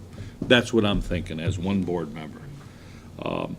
Condolences to the Gallagher family, the Chambers, I did not know. The Slopekis, I did know. June, she was good people. So. I don't know if you remember when she drove her airplane, her husband built that airplane in the garage, pulled it out onto Memphis Villa South and took off and flew away. This was back, what, about 60-something, Jim? Mm-hmm. Yeah. She was fun, I tell you that. When I knew, I mean, that's going back a few years. She was a pretty fun lady. So Every time I come in late, yeah. she just point to Mr. Cerrone's office. I Just would go. have loved her. Hennings. I would have just I want to get a break from her. I Hennings. just wanted to just go back to class. If you'd have seen his high school picture, you'd understand. Anyway, with all that said, we're going to move on to approval of minutes and financial statements. The reader tonight is Mr. Hennings. Be resolved that the minutes of the following Board of Education meeting be adopted and all actions taken by the Board of Education at said meeting is hereby reaffirmed and approved. Regular meeting, October 16th, 2018. Special meeting, October 23rd, 2018. Can I have a motion, So please? moved. Can I have a second? Second. Questions, comments? I almost said Mr. Street, Mr. Hosky, can you call the roll? I gotta get used to it. We'll get past that sometime. You got it. Mr. Neal? Yes. Mrs. Barcheck? Yes. Mr. Singer? Yes. Mr. Hennings? Yes. Mr. Ober? Yes. Be resolved that the Brooklyn City School District Board of Education hereby approves the financial statements of receipts and expenditures for the month of October 2018, including all purchase orders paid and all then and now statements through November 16th, 2018 as submitted. Can I have a motion, So please? Can I have a second? Second. Questions, comments? Mr. Hosky, can you call the roll, please?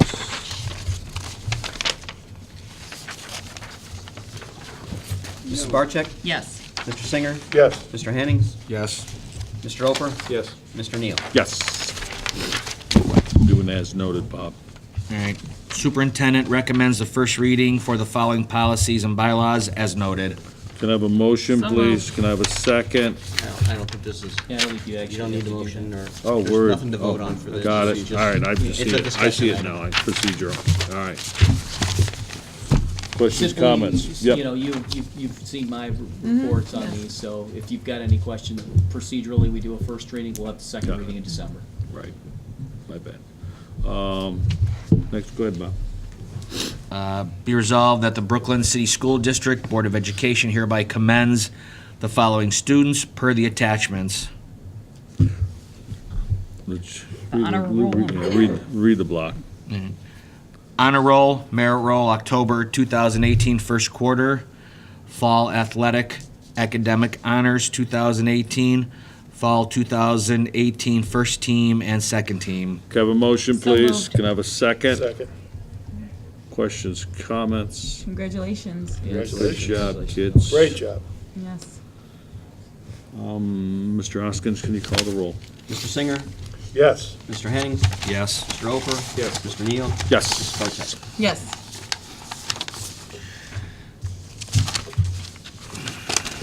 Be it resolved that the Brooklyn City School District Board of Education hereby approves the employment of the following classified personnel for the 2018-2019 school year. Megan Angelo, classroom assistant, preschool, 7 hours per day, Monday through Thursday. Appendix B, Step 2, effective October 22nd, 2018. Lori Redmond, classroom assistant, 6 hours, 30 minutes per day. Appendix B, Step 2, effective October 29th, 2018. A motion, please. So moved. Second. Second. Questions, comments? These are hires of positions that were vacated by other people, so they're not new roles. So Megan is picking up a role that she's filling a position where another assistant went to one with more hours. And then Ms. Redmond is going to a role of a person who had recently had resigned, so. Thank you. Anybody else? Mr. Hoskins, can you call the roll, please? Mr. Hennings, Yes. Mr. Oper, Yes. Mr. Neal, Yes. Mrs. Barcheck. Yes. Mr. Singer. Yes. Be resolved that the Brooklyn City School District Board of Education hereby approves the temporary change of hours for Linda Prusak from November 19, 2018 to December 7th, 2018. From custodial cleaner, 6 hours per day, Appendix B, Step 7, to custodial cleaner, 7 hours per day, Appendix B, Step 7. Can I have a motion, So please? moved. Can I have a second? Second. Questions, comments? Again, Ms. Prusek is taking a role for a cleaner who is out on sick leave, so she's now assuming those hours, and her hours are one more than what she currently has. Anybody else? Mr. Hoskins, can you call the roll, please? Mr. Oper, Yes. Mr. Neal, Yes. Mrs. Barcheck, Yes. Mr. Singer, Yes. Mr. Hennings. Yes. Be resolved that the Brooklyn Board of Education approve the amount of the CATS coordinator stipend of the amount of $10,000 for the 2018-2019 school year. Motion, please. So moved. Can I have a second? Second. Questions, comments? Dr. Glykoff? Yeah, we approved Mrs. Etheridge as the CATS school-age coordinator in the spring. In talking with Mr. Hoskin, what we did not do at that time, though, is approve the amount of the stipend, and so he has asked for us to do that. This stipend is the exact same stipend that the previous one had received. And you just have to remember, the CATS program, again, is self-sustaining, so it brings in money and then it pays for it through here. So it's really no impact on general fund. Anybody else? Mr. Hoskins, can you call the roll, please? Mr. Neal, Yes. Mrs. Barcheck. Yes. Mr. Singer. Yes. Mr. Hennings, Yes. Mr. Oper. Yes. Be resolved that the Brooklyn City School District Board of Education hereby approves the following certified personnel for the 2018-2019 school year as a home instructor tutor. Bianca Alexander, home instruction for 1 hour per each day of school missed by student at $25 per hour. Can I have a motion, please? So moved. Can I have a second? Second. Questions, comments? Dr. Glykoff? Yeah, this is a tutor for a student who actually had a terrible injury, and is on Plato, home instruction, and so this actually is supplementing that as well. Probably be back in school, hopefully just after the Christmas break, so. Anybody else? Mr. Hoskins, can you call the roll, please? Mrs. Barcheck, Yes. Mr. Singer. Yes. Mr. Hennings, Yes. Mr. Oper, Yes. Mr. Neal. Yes. Be resolved that the Brooklyn City School District Board of Education hereby approves the following persons for the 2018-2019 supplemental coaching assignments with the provision that such individuals comply with all Ohio High School Athletic Association rules and regulations and State Department of Education regulations pertinent to proper certification and/or first aid training, and fulfills the requirements of the job description attached to their supplemental contracts. Nicholas Kuttner, head middle school wrestling coach. Brianna Biondo, co-middle school cheerleading coach. Hannah Shiha, co-middle school cheerleading coach. Winner, by the way. Kristen Field, co-8th grade girls basketball coach. Vernon Cutright, co-8th grade girls basketball coach. Rebecca Bindis, 7th grade girls basketball coach. Can I have a motion, please? So moved. Can I have a second? Second. Questions, comments? Wrapping up our winter sports coaches here. Anybody else? Yeah, why do we have two 8th grade girls basketball coaches and two middle school cheerleading coaches? People share the supplemental, so even though there's just one supplemental, they'll share They it. share it. Yeah. It happens quite frequently. But they're doing it simultaneously. Oh, absolutely. Yeah. Anybody else? Mr. Hoskins, can you call the roll, please? Mr. Singer, Yes. Mr. Hennings, Yes. Mr. Oper, Yes. Mr. Neal, Yes. Mrs. Barcheck. Yes. Resolved that the Brooklyn City School District Board of Education hereby approves the following resignation of long-term substitute Mark Gramley, effective October 19th, 2018. Can I have a motion, please? So moved. Can I have a second? Second. Questions, comments? We approved this one last month, and now I've got to have a resignation. It was unfortunate. He had some personal things come up, and fortunately, as you'll see in the next resolution, we were able to refill that Okay. high school science role. Anybody else? Mr. Hoskins, can you call the roll, please? Mr. Hennings, Yes. Mr. Oper, Yes. Mr. Neal, Yes. Mrs. Barcheck, Yes. Mr. Singer. Yes. Approve the employment of the following long-term substitute personnel for the remainder of the 2018-2019 school year. Cortrell Kinney, BA, Bachelor Associates, I'm assuming. Class 2, Step 0. Can I have a motion, please? So moved. Can I have a second? Second. Questions, comments? Yes, Mr. Kinney actually started on October 31st, comes to us with some great know-how, is actually working on his PhD. But I walked into that one. we're happy that we have some stability to the science class. Thank you. Anybody else? My God. Mr. Hoskins, can you call the roll, please? Go as noted. No. Mr. Oper, Yes. Mr. Neal, Yes. Mrs. Barcheck. Yes. Mr. Singer, Yes. Mr. Hennings. Yes. Bob, you can as note this one? Oh, Oh, come on, make him read No, it. come on, he was on the hook. He was thinking he had to read every word of it. Mr. Hoskins will give us a summary. All right, go ahead. Jesus takes the wheel on this one. Resolved that the Brooklyn City School District Board of Education approve the following resolution requesting tax advances and all available tax monies owed to the Brooklyn City Schools be paid to the district by the county fiscal officer. Can I have a motion, please? So moved. Can I have a second? Second. Questions, comments? Mr. Hoskins, can you jump in there, or Mr. Glycol? I I can, think I'm gonna give that one to Mr. Hoskins. Yeah. I wanted Bob to read it all. I was just gonna say, why don't we have Bob read it all? How about that? We're gonna be here quite a while. What this really says is that when the tax bills go out and individuals and property owners pay their taxes, they're paid to the county treasurer, and they hold the funds. And they release those to us in advance of the settlement. So I provided the board with the list of dates. There'd be a couple in January, and there's one in May, and there's one in July.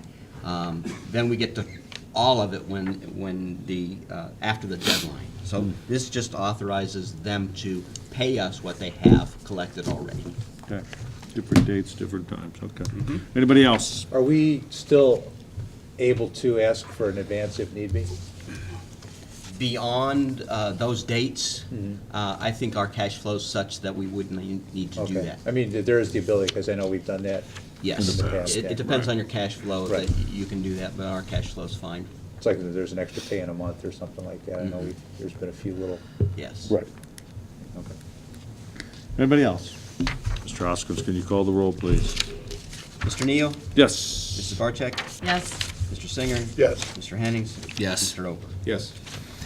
Be resolved that the Brooklyn City School District Board of Education hereby approves the renewal of property, fleet, liability insurance policies through Highland Administrative Services for the period of 12/14/2018 through 7/1/2019 in the amount of $25,479. Motion, please. So moved. Second. Second. Questions, comments? Anybody? Is Highland the actual insurance company? Or are they TPO? The Ohio School Plan is the insuring, it's a plan of member districts, but Highland does the administration work. So all claims TPO. and those kinds of things go through Highland as opposed to an agent. They are exclusively, can only provide through the Ohio School Plan. They can't provide us a Liberty Mutual quotes or Wright or anybody else, so they have exclusivity there. The reason I'm asking the board to do this for only 6 months or a little more than 6 months instead of a year is most of the time these renewals are July through June. They coincide with a fiscal year. When we pay for a year in December, that's a prepaid and we have to make an adjustment. Also, most all of them renew at the same time, so they have a better idea to establish rates when they all renew at the same time instead of us being out here all by ourselves. We're the only ones that are out here as an outlier by ourselves. And the reason I'm asking for it now is because it expires on the 14th, and we're not going to meet again until the 18th. So we would meet after it expires. And although we'd really be covered through the end of December, I don't like to have things not line up like that. And for the fact that, the board hasn't approved new insurance and that we're hanging out there and if something happens, I just don't like that. We had a fire. You mean like a stadium fire? Like, yeah, like someone Something like that. Guys, Now, don't keep bringing that up. And I think we just paid that bill like the day before. and the end date of July 1st is really July 1st at 12 o'clock and 1 second. They can't expire on June 30th because, Right. what happened if it was 11:59 and Probably do have a and 30-day 59 grace period. tenths of a second. So that's why they say July 1st. But so we'll be addressing this again in May, on June Okay. of 19, to go for a whole year that time. Anybody else? Thank you. Mr. Hoskins, can you call the roll, please? Mrs. Barcheck? Yes. Another long one. Mr. Singer? Yes. Mr. Hennings? Yes. Mr. Ober? Yes. Mr. Neal? Yes. Yeah, I was glad Bob volunteered. Have at Bob, this, you can Bob. do as. I'll learn my lesson one day for He's doing it volunteering. as noted. I want to get out of here. You may not make Thanksgiving dinner if I got to read all this. Be resolved that the Brooklyn City School District Board of Education approve the following resolution designating depositories of public monies of the Brooklyn City School District. Can I have a motion, please? So moved. Can I have a second? Second. Mr. Hoskins, or questions, comments? Mr. Hoskins, can you explain it? I don't think I there's too sure much, can. too much to this. but- So every 5 years, the board is required by Ohio Revised Code Section 135 to solicit potential bank depositories, usually within the district. We had a resolution last month that gave me the authority to start the process and solicit those requests from the banks in the area. I did get back two. I talked with and sent information to more than two, sent them out to four, but only got a response from two. We currently do business with Dollar Bank exclusively. This resolution has Dollar Bank being the primary bank, but Key Bank would be available for interim monies. What do interim monies mean? It means money that I don't need right now to pay the bills, but can be invested in the short term. So a 12-month CD or something like that, where this opportunity for Dollar Bank and Key Bank would be, give me the opportunity to get the bank CD with the one that has the highest interest rate. So our return would be better. But all the data stuff will be still with Dollar Bank.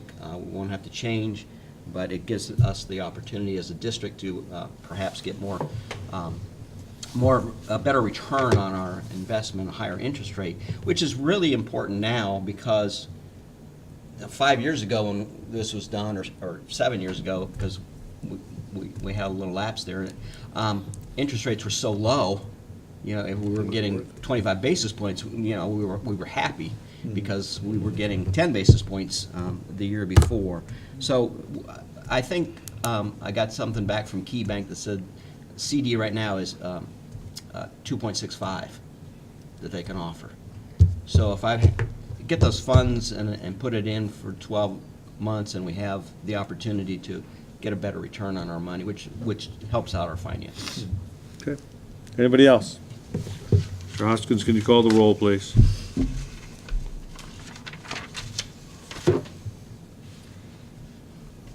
Mr. Singer, Yes. Mr. Hennings, Yes. Mr. Oper, Yes. Mr. Neal, Yes. Mrs. Barcheck. Yes.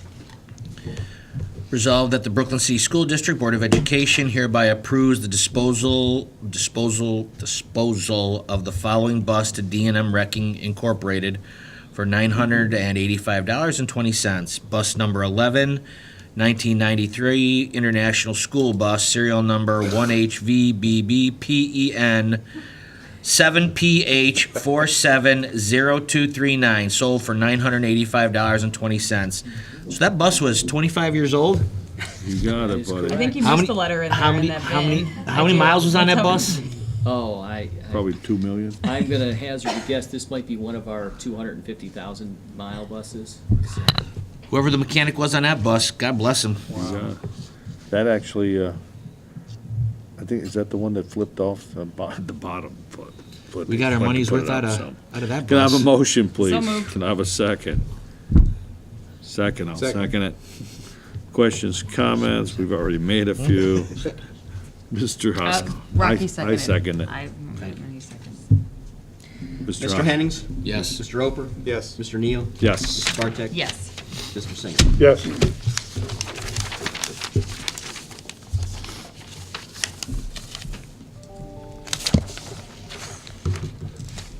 There's one more left. One more donation. This one here? Donation approved. Yeah. Yeah, just read that. Yeah. You're good.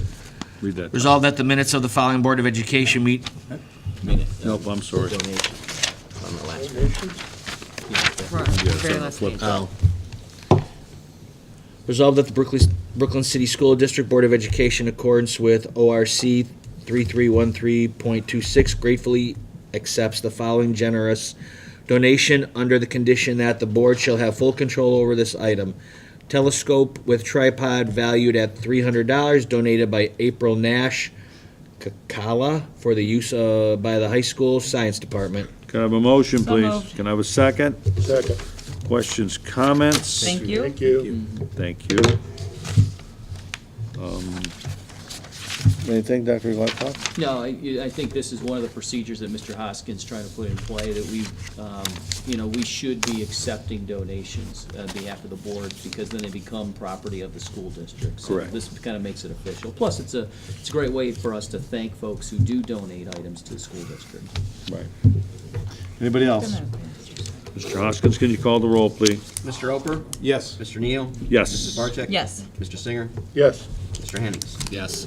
Any correspondence-related action information? I have nothing. We do need to, any other business? We do need to, that guy right there, the second row there, I seen him, isn't that the kid that was on film today? Yes, it is. I seen that video. The fidgety one? The fidgety one? Send, Our movie kid, star. at least you're sitting still now.